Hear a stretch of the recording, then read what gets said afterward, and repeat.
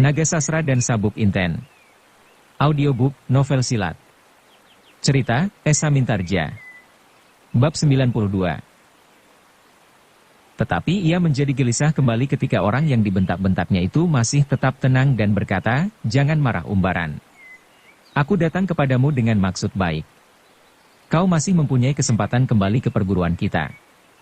Guru kita yang bergelar Pasingsingan dengan cita-cita yang putih." "Diam!" Pasingsingan berteriak semakin keras. "Sayang, bahwa kau tak dapat mengikuti jejaknya. Kau tak mampu menangkap ajaran-ajarannya, sehingga kau salah duga terhadapnya. Kau menganggap bahwa guru kita telah kehilangan kegerahannya terhadap hidup dan kehidupan. Karena itu kau memilih jalanmu sendiri." "Omong kosong," bantah Guru Lawa Ijo, "apakah kau selama ini juga mentaati ajaran-ajarannya? Apakah kau selama ini bersih dari noda-noda yang dilemparkan oleh kehidupan di sekitar kita kepadamu?"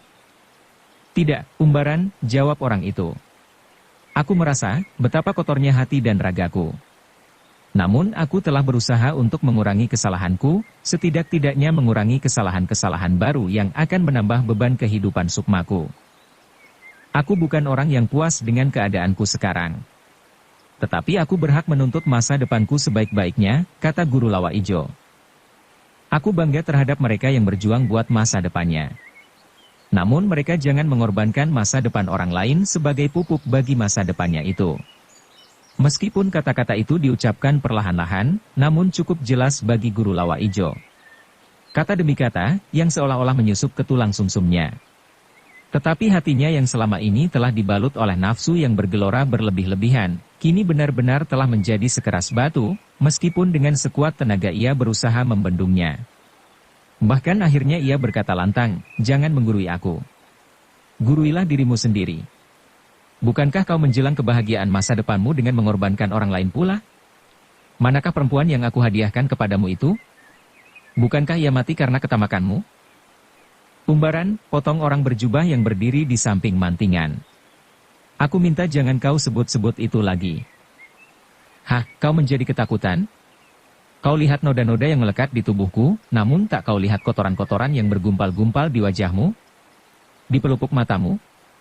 Mana perempuan itu? Mana?" "Jangan kau sebut itu, Umbaran," kata orang itu. Biar aku ulang 1000 kali," sahut Guru Lawa Ijo. "Perempuan itu kau tukar dengan ciri-ciri kehususan Pasingsingan kita. Dan kau berjanji tidak akan mengganggu-gugat lagi. Sekarang perempuan itu mati. Mati. Mati." "Cukup," potong orang itu keras-keras. Namun kemudian ia menundukkan wajahnya. Tangan kirinya perlahan-lahan diangkatnya mengusap dadanya yang bergelora. Pasingsingan Guru Lawa Ijo itu tertawa panjang sampai tubuhnya terguncang-guncang. Ia tertawa dan tertawa untuk memuaskan hatinya. Sambil menunjuk kepada Surasarunggi dan lawannya ia berkata, "Lihat, apa yang bisa dilakukan oleh Anggara, penjagamu itu. Lihatlah, sebentar lagi ia akan binasa." Orang yang berdiri di samping mantingan itu tidak menjawab. Tetapi ia mengangkat wajahnya dan memandang kepada adik seperguruannya yang sedang bertempur. Mereka berputar-putar dengan lincahnya, lontar-melontar seperti sepasang garuda yang sedang berlaga. Tangan mereka berkembang seperti sayap dengan senjata masing-masing. Cemeti Surasarunggi meledak-ledak mengerikan, sedangkan sinar kuning pisau belati lawannya menyambar-nyambar seperti petir di langit yang kelam. Ujung cemeti Surasarunggi itu seolah-olah memiliki penglihatan kemana ia harus mematuk. Namun ujung belati lawannya seperti mempunyai mata, yang dapat melihat setiap serangan dari arah manapun juga. Maka pertempuran itu menjadi semakin dahsyat dan dahsyat. Surasarunggi bertempur dengan kasar dan bengis, sedang Anggara melayaninya dengan tangkas dan tangguh. Ketika mereka sudah berkelahi beberapa saat, Surasarunggi menjadi semakin heran. Lawannya dapat bertempur dengan gigihnya. Bahkan beberapa macam geraknya telah dikenalnya. Mirip dengan Pasingsingan sahabatnya itu. Karena itu timbullah beberapa pertanyaan di dalam dirinya, apakah orang ini benar-benar Pasingsingan? Tidak mungkin. Pertanyaan itu dibantahnya sendiri. Anggara pada saat itu memang sengaja bertempur dengan ciri-ciri perguruan Pasingsingan. Ia sengaja menunjukkan bahwa dirinya pun memiliki ilmu seperti ilmu-ilmu ajaib dari orang yang bernama Pasingsingan itu. Bahkan beberapa gerak diulangnya supaya menjadi jelas bagi lawannya. Guru Lawa Ijo masih tertawa keras-keras. Dan Pasingsingan yang berdiri di samping Mantingan masih memandangi Surasarunggi dan Anggara. "Jangan membeku seperti batu," tegur Umbaran, "sekarang apa katamu?" Orang yang bernama Radite itu perlahan-lahan menoleh ke arah Umbaran. Jawabnya, "Marilah kita lupakan masa lampau. Marilah kita bina bersama masa depan perguruan kita. Masa depanku jauh berbeda dengan masa depanmu. Jangan mengigau lagi. Pergi dan bawa adikmu itu, atau kau berdua binasa." Umbaran meneruskan, "Jangan mimpi aku berlutut di bawah kakimu dan menyerahkan perempuan untuk kedua kalinya." "Jangan bicara tentang perempuan," Radite membentak. Kesabarannya telah menjadi semakin tipis. Hatinya yang luka karena perempuan, kini terungkap kembali. "Aku bicara tentang perempuan, supaya kau teringat kembali akan perjanjian kita. Kita tidak akan saling mengganggu," sahut Umbaran. "Aku tidak akan mengganggu gugat pusaka-pusaka yang telah kau miliki, ciri-ciri khusus Pasingsingan yang kau pakai, sedang kau tak akan mengganggu gugat perempuan itu," jawab Radite. "Tetapi aku berhak mengganggu gugat segala perbuatanmu yang terkutuk." "Kau iri hati," kata Umbaran. "Tidak," jawab Radite, "aku mempunyai kepentingan sendiri. Aku tidak mau menanggung beban dosamu lebih banyak lagi karena kesalahanku, menyerahkan kesaktian Pasingsingan kepadamu. Sebab dengan demikian kau telah menarik diri dari persahabatanku dengan Pandan Alas, Sora Dipayana, Titis Anganten dan lain-lain. Bahkan kau telah menempatkan dirimu sebagai lawan. Nah, aku akan menghentikan semuanya itu." Itulah akibat nafsu gilamu kepada perempuan," jawab Umbaran. Sengaja ia ingin memanaskan hati Radite. Mempengaruhinya dengan kelemahan-kelemahannya. Tetapi dengan demikian Radite menjadi marah. Peristiwa itu adalah peristiwa yang paling pedih dalam hidupnya, karena itu setiap kali ia dihadapkan pada kenangan itu, setiap kali ia kehilangan kesabaran.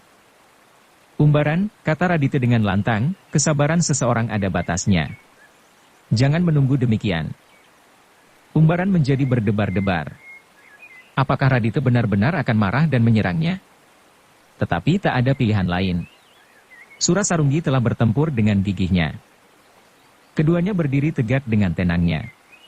Radite masih berusaha menguasai perasaannya, sedang Umbaran menjadi berdebar-debar menghadapi kemungkinan yang berat. Ia tidak segarang biasanya, yang langsung menikam lambung lawannya. Kali ini ia benar-benar memperhitungkan keadaan. Karena keraguan-raguannya itulah ia masih berdiri tegak. Ketika keduanya sedang berusaha menekan perasaan masing-masing, tiba-tiba di kejauhan terdengar bunyi kentongan, yang dipukul bergelombang-gelombang. Rogrok asem. "Setan," desis Pasingsingan, "mereka datang." Radite mengangkat wajahnya. Lamat-lamat terdengar kentongan itu menjalar. Ia tidak tahu tanda apakah itu. Karena itu, ia harus memperhitungkan setiap kemungkinan. Namun karena itulah maka Pasingsingan Guru Lawa Ijo menjadi bertambah bingung. Akhirnya ia kehilangan kejernihan dan kelicinan otaknya. Ia tahu benar, bahwa tanda itu mengabarkan kedatangan orang Banyu Biru atau Pamingit. Mahesa Jenar atau Sora Dipayana dan kawan-kawannya. Akhirnya ia menjadi mata gelap. Sebab menyingkir pun tak ada kesempatan pula. Karena itu, tanpa diduga-duga, ia meloncat dengan garangnya sambil berteriak nyaring.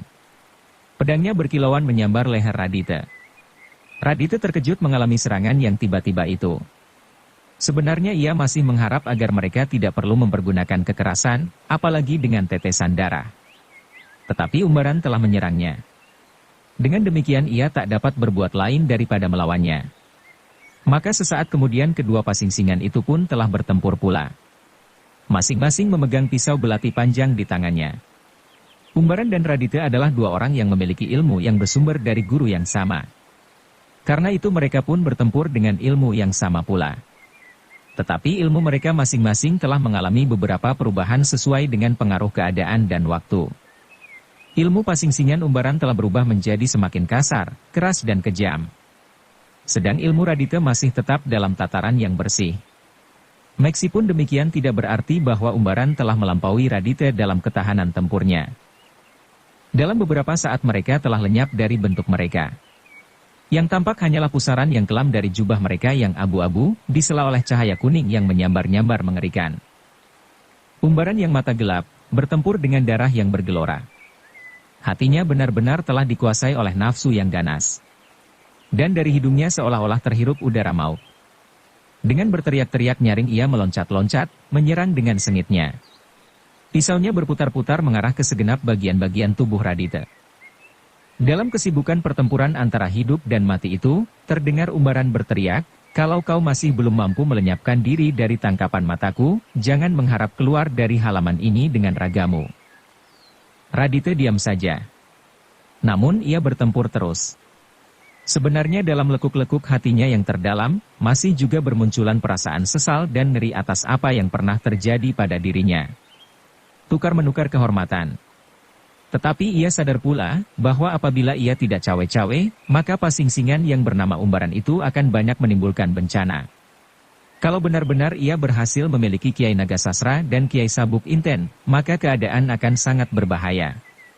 Ia dapat menghadap Sultan Demak dengan laskar segelar sepapan, dan memaksanya untuk menyerahkan kekuasaan, setelah ia menyatakan diri sebagai pemilik pusaka-pusaka sifat kandel itu. Dengan landasan kekuatan golongan hitam dan daerah-daerah yang didudukinya, beserta kesesatan pandangan beberapa orang Kawula Demak atas kepercayaan mereka, bahwa siapa yang memiliki Nagasasra Sabuk Inten akan mampu merajai Nusantara, maka umbaran akan mendapatkan pengikut-pengikutnya. Atau orang yang berotak licin itu dapat menempuh jalan lain. Ia dapat menggerakkan laskar hitam untuk menimbulkan bencana. Sebagai pasingsingan, ia dapat menggulung daerah demi daerah. Namun kemudian sebagai umbaran yang berwajah manis, ia menghadap Sultan dengan menyerahkan Kiai Nagasasra dan Kiai Sabuk Inten. Dengan demikian ia akan mendapatkan banyak kepercayaan dari Sultan. Akhirnya ia dapat melawan kekuasaan Demak dari luar dan dari dalam.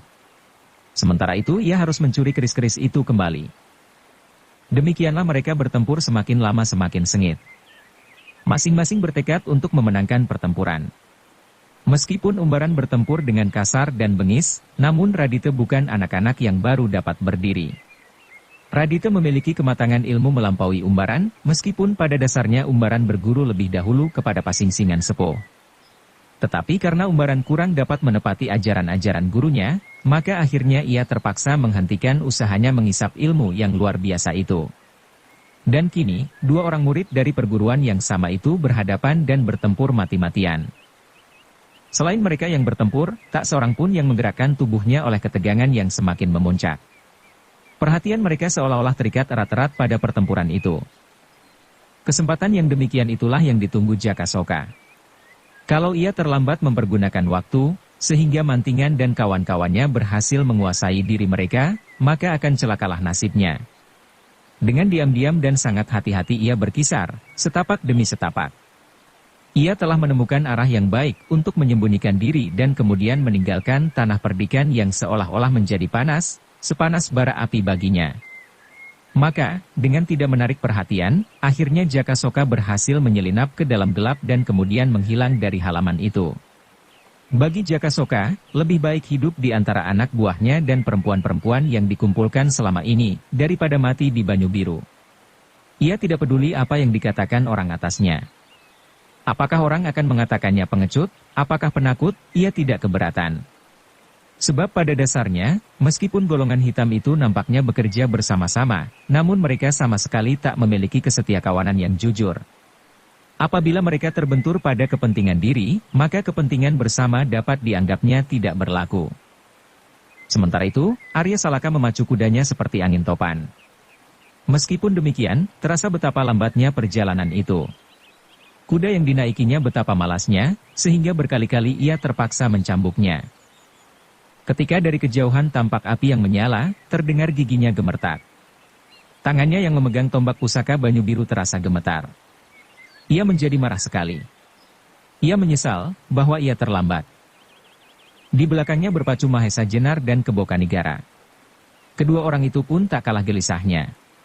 Juga kedua orang itu menyesal kenapa Sawung Sariti tidak segera mengabarkan kepada mereka bahwa ada serombongan orang-orang dari golongan hitam yang pergi ke Banyu Biru. Mahesa Jenar dan Kebo Kanigara memacu kuda mereka dengan darah yang bergolak. Suara kaki-kaki kuda mereka berderap memecah sepi malam di atas tanah-tanah berbatu padas. Orang-orang yang menutup pintu serapat-rapatnya di tepi-tepi jalan, menjadi semakin gelisah mendengar derap kuda itu. Mereka memeluk anak-anak mereka semakin erat di dada mereka sambil berdoa, semoga Yang Maha Kuasa melindungi mereka dari bencana. Arya Salaka melihat 2-3 orang menyelinap ke halaman ketika kudanya menghambur terbang, tetapi ia tidak memperdulikannya. Mahesa Jenar dan Kebokanigara pun tak begitu tertarik kepada orang-orang itu. Tetapi ketika kemudian terdengar bunyi kentongan, mereka menyesal. Agaknya orang-orang itu adalah para pengawas, yang harus mengamat-amati kedatangan orang-orang Banyu Biru. Namun mereka tak dapat memutar kuda mereka kembali. Dengan demikian waktu mereka akan semakin habis. Ketika Arya Salaka akan membelok ke arah api yang menyala-nyala, terdengar Mahesa Jenar berteriak, "Terus ke rumahmu, Arya." Arya menarik kekang kudanya sekuat-kuatnya, sehingga kuda itu meringkik dan berdiri tegak di atas kedua kaki belakangnya. "Api," jawab Arya. Pada saat itu kuda Mahesa Jenar dan Kebokanigara telah berlari di sampingnya, tidak ke arah api itu. Dan terdengarlah suara Mahesa Jenar tanpa menghentikan kudanya, "Itu adalah suatu cara untuk memancing kita. Aku telah mengenal akal itu." Kembali Arya Salaka menggeretakkan giginya. Dengan cepatnya ia mencambuk kudanya dan berlari mengikuti gurunya. Mereka langsung pergi ke rumah kepala daerah Perdikan yang sedang diguncang oleh peristiwa-peristiwa yang menyedihkan. Ketika mereka semakin lama menjadi semakin dekat, maka dada mereka pun semakin berdebar-debar pula. Meskipun demikian, Arya masih belum sadar benar akan keadaannya, sehingga dengan berteriak ia bertanya, "Bagaimana dengan api itu, Paman?" Mahesa Jenar menoleh. Dilihatnya Arya telah menyusul dekat di belakangnya, "Jangan pedulikan," jawabnya, "mereka hanya ingin menarik perhatian kita. Tempat yang menyala itu adalah tempat-tempat yang tak berarti. Mudah-mudahan laskarmu telah berusaha untuk menyelesaikannya." "Bukankah api itu telah surut?" "Iya," sahut Arya. Ia mengerti sekarang, bahwa bahaya yang sebenarnya tidak terletak di daerah api itu. Demikianlah mereka bertiga memacu kuda-kuda mereka semakin cepat dan cepat. Mereka berpacu bersama angin basah yang bertiup menghanyutkan awan yang kelabu. Kilat memancar-mancar di udara seperti sedang bersabung, diantar oleh bunyi guruh yang menggelegar memukul tebing-tebing perbukitan. Arya Salaka menjadi tidak sabar lagi. Ketika ia melihat sepasang beringin di alun-alun, hatinya seperti meronta-ronta. Tetapi di muka regol rumahnya tak dilihatnya apapun yang mencurigakan. Mahesa Jenar dan Kebokanigara adalah orang-orang yang telah memiliki pengalaman yang jauh lebih luas dari Arya Salaka. Karena itu mereka menghentikan kuda-kuda mereka di muka halaman. Mereka harus memasuki halaman itu dalam kesiagaan penuh. Namun Arya Salaka tidak sempat berpikir demikian. Ia langsung melampaui Mahesa Jenar dan Kebokanigara di atas kudanya yang masih berlari seperti dikejar hantu. "Arya!" teriak Mahesa Jenar. Tetapi Mahesa Jenar tak mampu menghentikannya. Seperti anak panah Arya langsung menyerbu masuk ke halaman. Di halaman itu masih bertempur dengan sengitnya, Surasarunggi melawan Anggara, dan Umbaran melawan Radita. Mereka bertempur dalam tingkat tertinggi dari ilmu-ilmu mereka. Yang paling gelisah dari mereka adalah Umbaran. Ia sadar sesadar-sadarnya, apabila datang orang-orang Banyu Biru, maka akan berakhirlah kisah petualangannya. Karena itu, dalam kegelisahannya ia sempat memperhitungkan keadaan. Ia harus bertindak cepat dan menguntungkan. Karena itu ia memutuskan untuk membunuh salah seorang lawannya atau orang-orang Banyu Biru yang datang untuk mengurangi lawannya. Sesudah itu, kalau perlu ia akan melarikan diri saja, meskipun kemungkinannya pun tipis pula. Tetapi kalau ia berhasil membunuh salah seorang dari mereka, ia akan dapat mempengaruhi keadaan, meskipun hanya sekejap. Dan kelebihan waktu yang sekejap itu harus dipergunakan sebaik-baiknya. Demikianlah ketika ia mendengar derap kuda langsung memasuki halaman, ia melontar mundur beberapa langkah, kemudian dengan tak terduga Umbaran berteriak keras-keras, dan pisau belati panjangnya meluncur seperti tatit ke dada Arya Salaka. Arya terkejut melihat sinar kuning menyilaukan terbang ke arahnya. Tetapi ia tidak mendapat kesempatan untuk mengelak. Kudanya sendiri berlari cepat menyongsong sinar yang berkilat-kilat itu. Mahesa Jenar dan Kebokanigara terkejut bukan kepalang. Maut yang menyambar itu demikian cepatnya sehingga mereka tak mampu berbuat apa-apa, selain berteriak keras, "Arya, bungkukkan badanmu." Arya Salaka telah kehilangan keseimbangan perhitungannya. Karena itu tak ada yang dapat dikerjakan. Ia mencoba membungkuk merapat ke punggung kuda, namun pisau itu telah dekat sekali. Tetapi tak sempat dilihatnya adalah sambaran pisau yang kedua. Pisau belati panjang yang seakan-akan mengejar pisau yang pertama. Pisau ini pun tak kalah cepatnya, meluncur dari arah yang lebih rendah dari pisau yang pertama, sehingga kedua pisau itu pun seperti kilat di langit yang sambar menyambar. Tuhan adalah penentu dari semua kejadian. Demikianlah pisau itu pun tak terlepas dari pengaruh tangannya. Pisau belati yang kedua, yang dilemparkan oleh pasing-singan yang seorang lagi, meluncur dari arah yang berbeda serta lebih rendah dari arah pisau yang pertama, berhasil mengenai pisau yang pertama. Sentuhan itu dapat mempengaruhi arah pisau-pisau itu. Sehingga dengan demikian, selisih arah yang hanya setebal jari mengukit arah yang pertama, telah menyelamatkan Arya Salaka. Meskipun ia belum berhasil merapatkan tubuhnya sepenuhnya, namun pisau-pisau itu tak menyentuh kulitnya. Hanya ikat kepalanya sajalah yang tersambar dan terbawa oleh pisau-pisau itu. Namun meskipun demikian, dada Arya Salaka berdesir keras. Ia menggeram sambil menggigit bibirnya. Maut serasa telah hinggap di ujung rambutnya. Mahesa Jenar dan Kebokanigara terpekik kecil. Mereka meloncat bersama-sama maju, namun kemudian mereka melihat Arya Salaka masih duduk di atas punggung kudanya yang meluncur cepat di halaman itu, yang kemudian melingkar memutar di samping Gandok. "Bagaimana kau Arya?" teriak Mahesa Jenar. Nafas Arya masih meloncat-loncat tak teratur. Dadanya berdebar cepat dan jantungnya seperti berdentang-dentang. Namun ia sempat menjawab terbata-bata, "Baik Paman." Mahesa Jenar dan Kebokanigara menarik nafas panjang. Tetapi kelegaannya itu tidak terlalu lama. Mereka ditegangkan kembali oleh kenyataan yang dilihatnya di halaman. Dalam remang-remang cahaya obor di pendapa, mereka melihat Mantingan, Wilis, Widuri dan Wirasaba berdiri dalam satu kelompok hampir berimpitan dengan kaku. Di pendapa mereka melihat Wanamerta duduk lemas seperti orang yang kehilangan akal, sedang Sendang Parapat pun duduk bersandar tiang. Tangannya memegang senjatanya, namun senjata itu terkulai di lantai. Sedang beberapa penjaga di regol jatuh tersungkur di tanah, dan mereka yang berada di gardu telah kehilangan kemampuan bergerak. Mahesa Jenar, Kebokanigara dan Arya Salaka menjadi semakin terkejut ketika mereka melihat dua lingkaran pertempuran. Dan hampir-hampir dada mereka meledak ketika mereka melihat tiga orang yang memakai jubah abu-abu dan bertopeng kasar. "Apakah sebenarnya yang telah terjadi?" gumam Mahesa Jenar. Kebokanigara berdiam diri. Keningnya berkerut-kerut. Umbaran ternyata telah menyerang Radite dengan membabi buta, ketika ia tidak berhasil membunuh Arya Salaka. Pada saat itu, ia telah mencoba untuk melarikan diri, namun Radite bukan anak-anak yang dapat dikelabuhinya, sehingga dengan beberapa loncatan ia telah berhasil menahan pasing-singan yang menghantui Demak pada saat itu. Tiba-tiba halaman itu digetarkan oleh pekik kecil. Widuri tiba-tiba berhasil menguasai kesadarannya, ketika dilihatnya ayahnya memasuki halaman. Kemudian ia meloncat maju. Mula-mula ia seperti melihat malaikat hadir di halaman itu.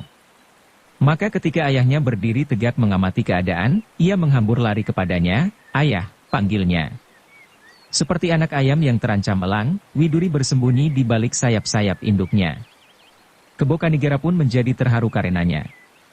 Meskipun ia tidak melepaskan perhatiannya kepada keadaan sekelilingnya, namun dipeluknya anak itu erat-erat.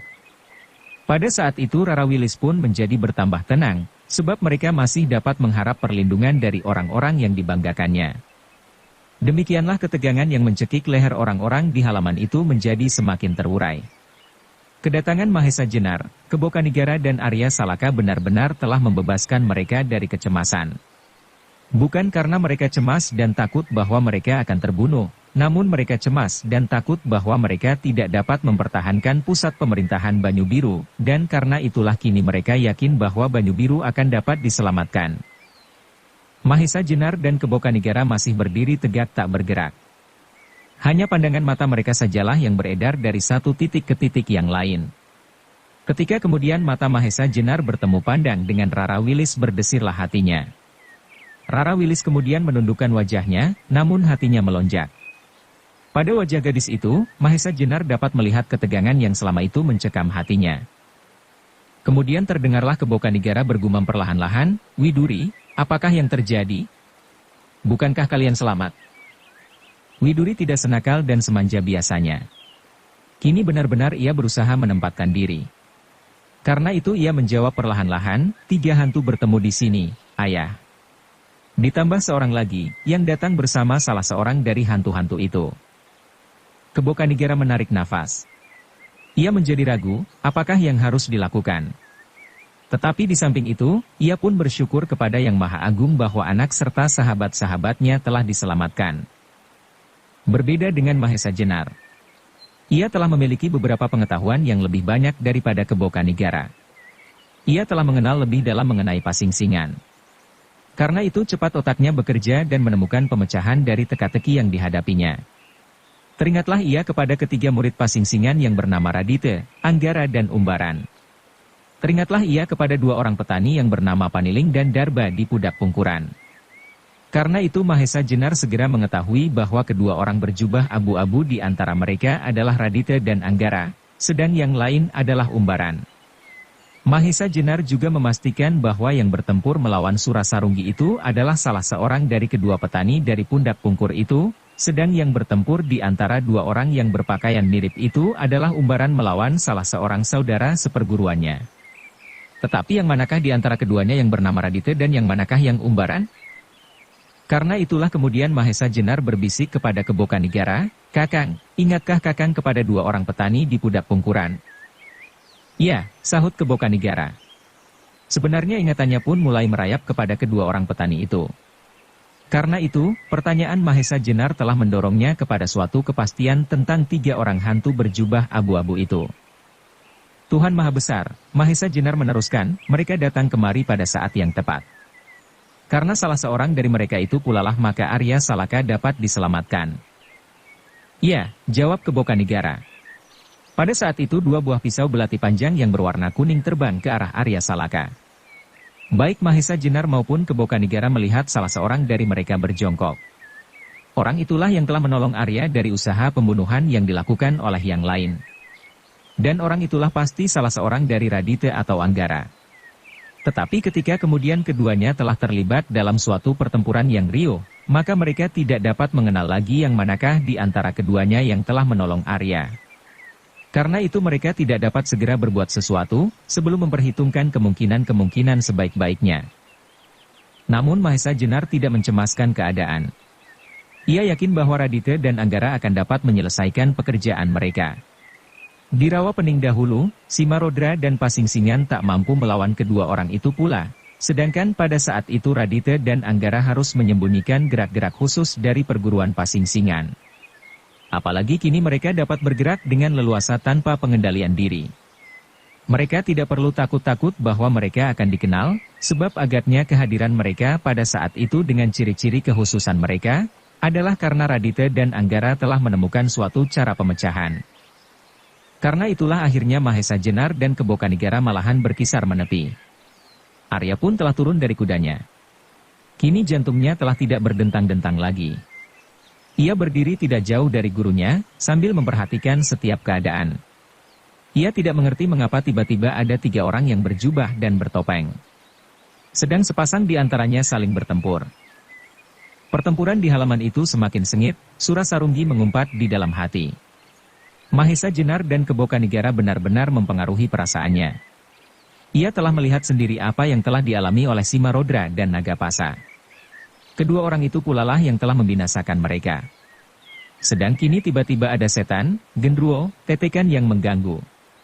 Orang berjubah itu benar-benar mengacaukan rencana. Kalau tak ada mereka, ia pasti akan berhasil menghindari pertempuran ketika didengarnya kentongan rogrog asem. Tetapi sekarang tak ada kesempatan untuk meninggalkan halaman itu.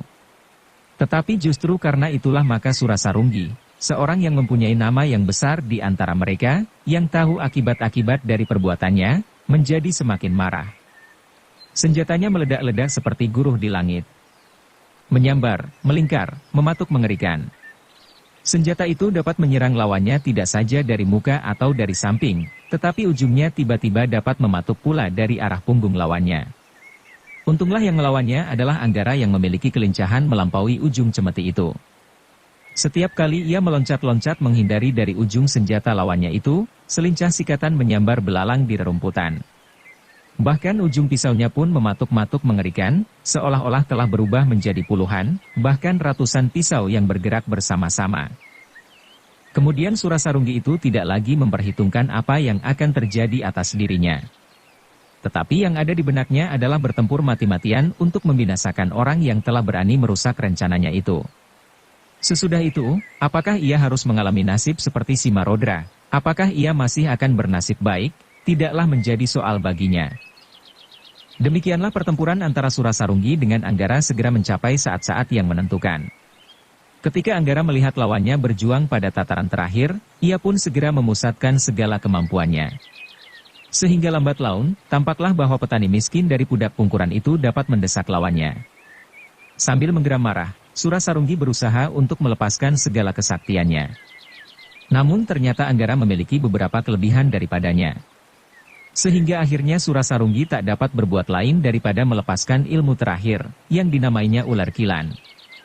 Ilmu yang luar biasa dahsyatnya. Meskipun pada dasarnya ilmu ini adalah ilmu gerak, namun ular kilan memiliki daya keampuhan yang gegirisi. Sentuhan-sentuhan ilmu ini dapat menyebabkan lawannya menjadi nyeri dan panas, seperti tersentuh oleh ulat yang paling berbahaya berlipat seperti tersentuh oleh bisa ulat yang paling berbahaya berlipat 1000. Dengan berteriak nyaring, Surasarunggi melenting tinggi. Kemudian menyambar lawannya dengan tangannya yang mengembang. Sedang tangannya yang lain masih juga mempermainkan cambuknya yang meledak-ledak mengerikan. Anggara yang melihat perubahan gerak lawannya, segera mengetahui bahwa orang yang berkepala besar itu telah melepaskan ilmu terakhirnya. Karena itu, ia pun melontar mundur beberapa langkah untuk mengambil jarak. Sebab, sudah pasti, untuk melawan ilmu sakti itu, ia pun harus mempergunakan rangkapan pula. Surasarunggi kemudian bertempur benar-benar seperti ular kilan. Jauh berbeda dengan gerak-gerak sebelumnya. Ia melenting-lenting dari satu tempat ke tempat lain dengan loncatan-loncatan panjang. Kemudian kembali ia menyerang dengan telapak tangannya. Disusul dengan ledakan cambuknya memecah desir angin malam. Akhirnya Anggara pun tak mempunyai pilihan lain. Dalam sesaat ia telah berhasil membangun diri dalam kekuatan rangkapannya. Ilmu yang disusunnya bersama-sama dengan kakak seperguruannya, Radite, berdasarkan ilmu yang diterimanya dari gurunya. Ilmu yang tak kalah ampuhnya, yang dinamai naga angkasa. Tiba-tiba Anggara dalam pakaian pasing-singan itu mengembangkan tangannya, seperti seekor burung Garuda. Jubahnya seolah-olah menjadi sayap-sayap yang selalu bergerak-gerak ditiup angin. Dalam kesiagaan tertinggi ia menanti lawannya menyerangnya kembali. Demikianlah kedua orang itu bertempur dalam tingkatan terakhir. Surasarunggi menjadi heran, kenapa pasing-singan ini tak melepaskan aji gelap ngampar atau alas kobar, tetapi ia lebih senang melawan ilmunya dengan ilmu gerak pula. Namun naga angkasa pun membawa udara yang aneh, yang seolah-olah mempengaruhi kesadaran lawannya. Naga angkasa tidak sepanas alas kobar, namun pengaruhnya jauh melampauinya, sehingga dengan demikian, terasa bahwa ilmunya sendiri, ular kilan menjadi susut daya kemampuannya. Meskipun demikian, Surasarunggi bukan tokoh yang baru lahir kemarin sore. Berpuluh-puluh tahun ia menekuni ilmunya.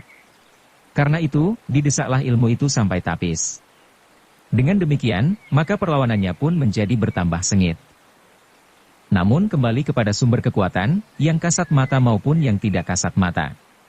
Bagaimanapun setan dan iblis berusaha membangun kerajaan dengan dalih apapun juga, namun akhirnya kekuasaan Tuhanlah yang akan menang. Dan akan mulailah kerajaan sorga yang abadi. Semakin lama, semakin jelas, bahwa naga angkasa yang dahsyat itu, benar-benar dapat mendesak ilmu yang dinamainya ular kilan. Meskipun demikian, ular kilan yang kasar dan bengis itu benar-benar merupakan ilmu terkutuk dan luar biasa.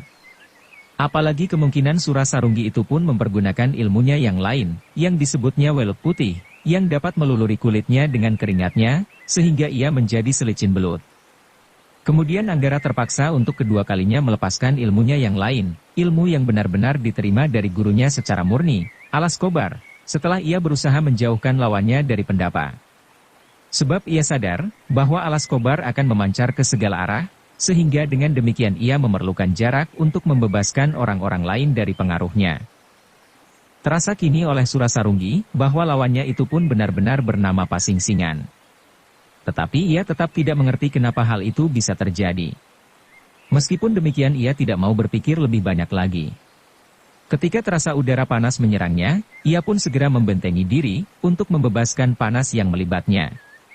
Namun dengan demikian, terasa bahwa ilmunya menjadi semakin susut. Kemampuannya tidak sedahsyat mula-mula. Naga angkasa yang dirangkapi alas kobar benar-benar menjadikannya cemas. Tetapi kini benar-benar ia tak mempunyai kesempatan untuk melarikan diri. Karena itu, bagaimanapun juga, ia harus mengurai segenap kemampuannya. Bahkan akhirnya ia menjadi seolah-olah putus asa, dan bertempurlah ia membabi buta. Dalam keadaan yang demikian itulah, akhirnya Surasarunggi benar-benar kehilangan perhitungan. Ketika Anggara menyerangnya dengan dahsyat, ia mencoba untuk mengelakkan diri dengan melenting tinggi. Ular kilan itu benar-benar telah membebaskannya, namun ketika ia berusaha untuk menyerang lawannya dengan cambuknya di tangan kiri dan kekuatan-kekuatan ilmu gerak naga angkasa, ia berhasil menangkap ujung cambuk Surasarunggi. Direnggutkannya cambuk itu kuat-kuat, namun Surasarunggi tak akan melepaskan senjatanya. Memang hal itu telah diperhitungkan oleh Anggara. Dengan demikian, karena Anggara merasa bahwa naga angkasa dapat melampaui, setidak-tidaknya menyamai kekuatan lawannya, ia mempunyai kemenangan waktu. Surasarunggi tersentak selangkah maju, namun selangkah itu telah menentukan saat terakhirnya. Ketika ia meluncur maju, pada saat yang bersamaan, Anggara meloncat maju. Pisau belati panjangnya bergerak dengan cepatnya menyambar leher lawannya. Tetapi Surasarunggi tak mau mati. Dengan gerak naluriah, ia terpaksa melepaskan cambuknya dan membungkukkan diri. Kali ini ia terbebas dari sambaran pisau itu, tetapi untuk kedua kalinya Anggara menyerang dengan tangannya mengenai tengkuk lawannya. Kekuatan Anggara benar-benar mengagumkan. Meskipun saat itu Surasarunggi dalam lambaran ilmunya, namun dengan kekuatan naga angkasa, pukulan tangan Anggara benar-benar seperti sambaran petir yang menghantam dari langit. Demikianlah maka pertempuran itu sampai pada akhirnya.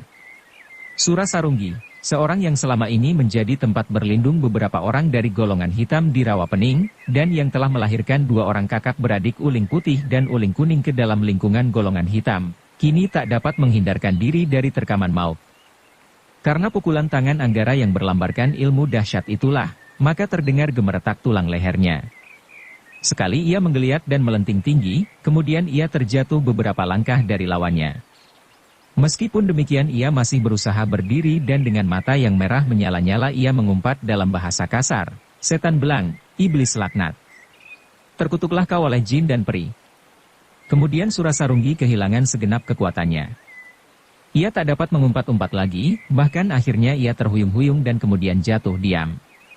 Maut telah menggutnya dari kehidupannya yang penuh dengan noda-noda hitam. Bersambung ke bab 93. Dukung kami dengan subscribe, follow, like, komen dan share. Terima kasih.